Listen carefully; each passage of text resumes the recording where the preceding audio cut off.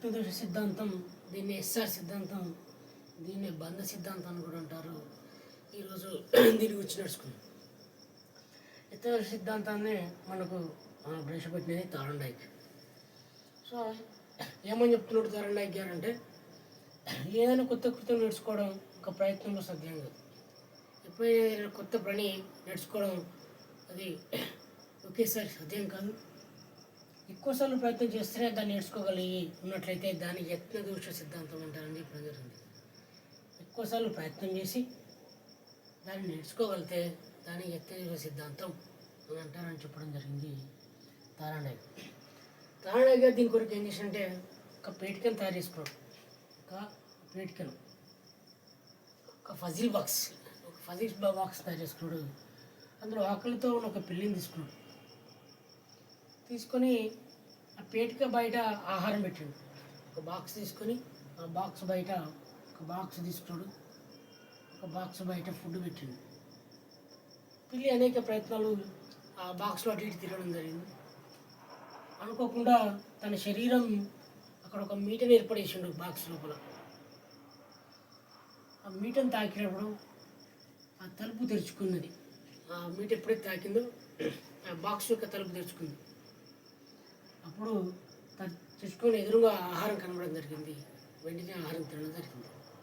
అంటే మరుసటి రోజు కొన్ని ప్రయత్నాలు, అంటే మొదటి రోజు ఒక 10 సార్లు తిరిగిన తర్వాత మీట నొక్కడం జరిగింది.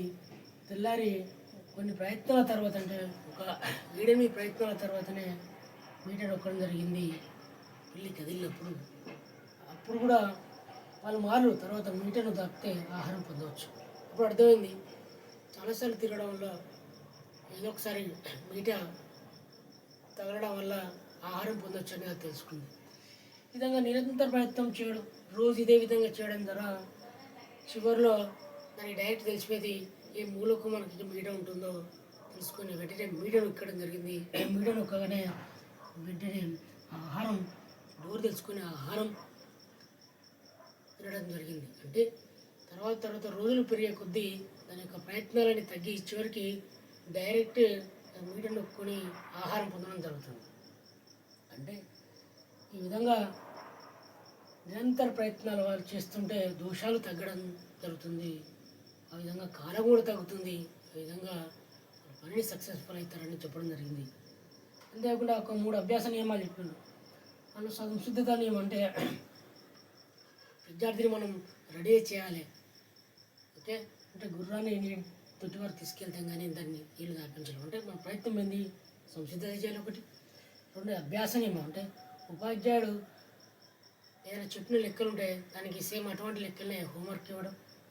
తర్వాత ఫలిత నియమం, ఒక విద్యార్థి ఫలిత నియమంలో ప్రేరణ ప్రతిచర్యల వల్ల బంధం ఏర్పడి ఫలితాలు రాబట్టుకుని అదే గ్రేడ్లు ర్యాంకులు సాధించడం విద్యార్థికి. ఓకే, మనం ఎక్కువ ప్రోత్సాహం ఇస్తే మళ్ళీ ప్రయత్నాలు చేసి మళ్ళీ సక్సెస్ఫుల్ కావడం జరుగుతుందని ఈ విధంగా 3 నియమాలు కూడా చెప్పడం జరిగింది.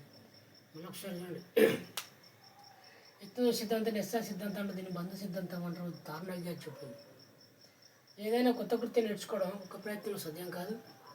ఎక్కువసార్లు ప్రయత్నం చేస్తేనే దాన్ని నేర్చుకోగలిగి ఉన్నట్లయితే దాన్ని యత్నదోష సిద్ధాంతం అని అంటారని చెప్పడం జరిగింది. ఇందులో ఒక పేటికను తయారు చేసుకున్నాడు, దాన్ని ఫజిల్ బాక్స్. ఇందులో ఆకలితో ఉన్న ఒక పిల్లిని తీసుకున్నాడు. పేటిక బయట ఒక ఆహారాన్ని పెంచడం జరిగింది. పెట్టినప్పుడు పిల్లి అనేక ప్రయత్నాలు ఆ పేటికలో తిరగడం జరిగింది. ఆ ఫజిల్ బాక్స్లో అనుకోకుండా తన శరీరం ఒక మీటను తాకినప్పుడు పేటిక తలుపు తెరుచుకుని ఎదురుగా ఆహారం పొందడం జరిగింది. మరుసటి రోజు కొన్ని ప్రయత్నాల ద్వారానే, అంటే మొదటి రోజు ఒక 20 ప్రయత్నాలు చేస్తే రెండో రోజు ఒక 15 ప్రయత్నాల వల్లనే శరీరం మీటను తాకడం జరిగింది. ఇప్పుడు పిల్లి మీటను తాకిన తర్వాత ఆహారం పొందడం జరిగింది, దూరం తెలుసుకునే ఆహారం.